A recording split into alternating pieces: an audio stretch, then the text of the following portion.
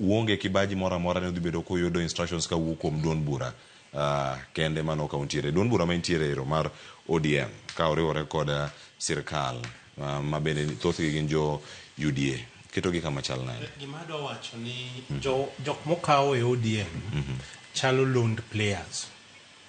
Team moro no qualify mondo go league to ng'iyo kuom joge te to yudo ka nitiere players moko wing moro muonge go koro dhi e team machielo ma bende gitugo go kapok gidhi e league no kapok gichopo kanyo to nigi players mabeyo koro players gi odhi miyo team cha teko mondo lo.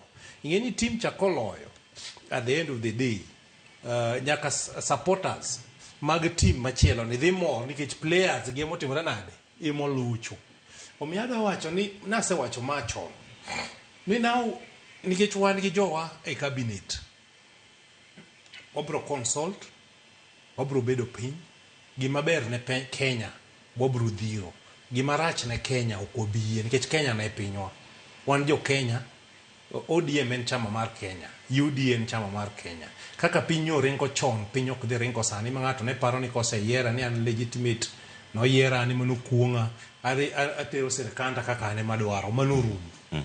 Wadwaro mokwongo ni nadi ko report mane okaw pesa jopiny ma jogi nodhi obedo motimo proposals moko mondo tim.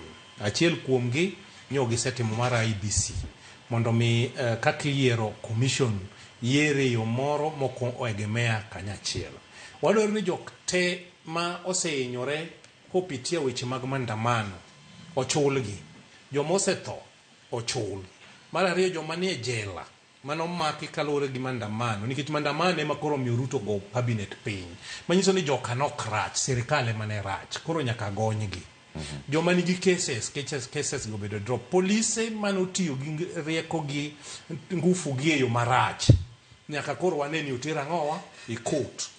Wadwaro ni ka koro wadhi mbele pesa mora mora mikawo kaka loan e Kenya ka obed pesa madhi e project manyalo miyo uchumi wa dhi mbele ok pesa mipogo.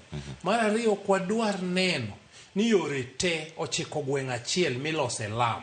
Wadwaro ni lam achiel ni Migori kaka an Suna West, namba achiel nyaka losnwa lam ma Kababu dhi Bondo nyaka kamilongo ni Kopanga. Mano ko bro ng'eni sirkal timo na ditiyo. Wan kaka jo Migori yore manyok tire wadwaro. Wan kaka jo Nyanza kaka nya wacho nyocha kane parliament. Ineno ka waonge level 6 hospital.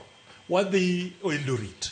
Wadwaro ni Jaramogi Oginga Odinga hospital sirkal okawe pesa madonge Ministry of Health and National Government oter Jaramogi Oginga Odinga mondo mi county ma Kisumu pesa gi ma county koro kik ti Jaramogi nikech expenses ma Jaramogi miyo pressure ma gimiyo county government of Kisumu ng'eny nikech jo tuo te ma Nyanza kongo dhi Kisumu koka gede wadhi okete level 6 hospital.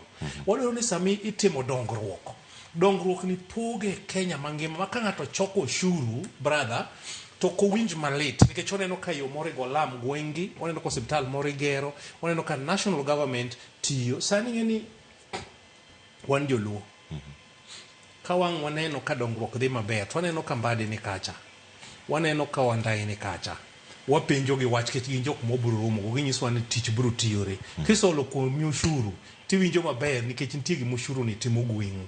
Kapok nyoje nsigi obiro kineno budgets manosetimore pesa te ne dhi e gwenge ariyo. Pesa ne dhi e gweng' Jorabuon to gi gwenge ng'owa jatelo mar piny masani. Koro wacho ni gini nyaka pogi mino ni Equity nyaka ne e dongruok mar piny. Kindiko ji kijende matindo wadwaro ni dhoudi 40 gi wiye mag jo Kenya nyaka wane ka ondiki nyaka jongiek jok matin mugi ka nyathegi moro timro krade ondiki ok timre kaka manindiko jo KRA makum ji 1,200 1,000 owuok e dhoudi ariyo. Magi gik mane wang'anyo negi, magi gik makoro nyaka lokre. Mheshimiwa brother lokruok obok nyal biro de chi weche gi thoth kama gite kapok adhi reset Kisumu bendi paro ni kao John Mbadi kendo kete migao mar omenda ne en paro mane sirkal ni godo makare ka igolo Profesa Njuguna Ndung'u ka otenore kod kama piny Kenya nitie sani kwarango chal mar uchumi oko chal ka gima ka